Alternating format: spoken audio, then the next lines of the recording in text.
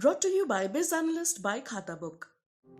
अंबानी परिवार अपनी नई बहू के स्वागत के लिए पूरी तरह से तैयार है। टीना और अनिल अंबानी के बड़े बेटे अनमोल अंबानी शादी के बंधन में बंधने जा रहे हैं। शादी की रस्मों की तस्वीरें सोशल मीडिया पर वायरल हो रही हैं। इस शादी में जया बच्चन, श्वेता बच्चन, रीमा जैन सहित बॉलीवुड की कई बड़ी और नामचीन हस्तियां शामिल हो रही हैं। लेकिन इन सब बातों के अलावा ज्यादातर लोगों की दिलचस्पी ये जानने में है कि अनमोल अंबानी की शादी किससे हो रही है।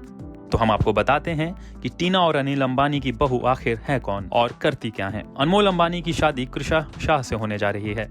कृषा का जन्म मुंबई में हुआ था। कृषा ने कैलिफोर्निया यूनिवर्सिटी से राजनीतिक अर्थशास्त्र में ग्रेजुएशन किया है। इसके अलावा उन्होंने लंदन स्कूल ऑफ इकोनॉमिक्स से सामाजिक नीति विकास की उच्च शिक्षा हासिल की है। वो एक बिजनेस वुमन होने के साथ साथ एक सामाजिक कार्यकर्ता भी हैं। कृषा एक सोशल नेटवर्किंग कंपनी के संस्थापक हैं। इसके पहले वो यूके में थी और एक्सेंचर में काम करती थी।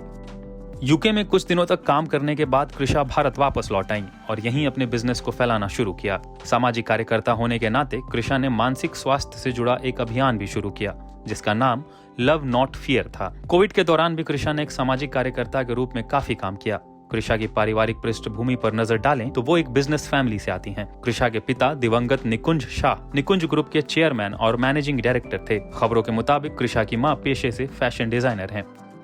मशहूर बिजनेसमैन धीरूभाई अंबानी के पोते अनमोल अंबानी की शादी की चर्चा पूरे देश में हो रही है। अनमोल अंबानी को अक्टूबर 2019 में उनके छोटे भाई अंशुल अंबानी के साथ रिलायंस इंफ्रा का डायरेक्टर नियुक्त किया गया था, लेकिन किसी कारण से इन दोनों भाइयों ने एक साल के भीतर ही खुद को रिलायंस इंफ्रा के बोर्ड से अलग कर लिया था। अनमोल अंबानी अपने पिता अनिल अंबानी के साथ कारोबार संभालते हैं। अनमोल और कृषा की सगाई बीते साल दिसंबर में हुई थी। दोनों लंबे समय से एक दूसरे को डेट कर रहे थे।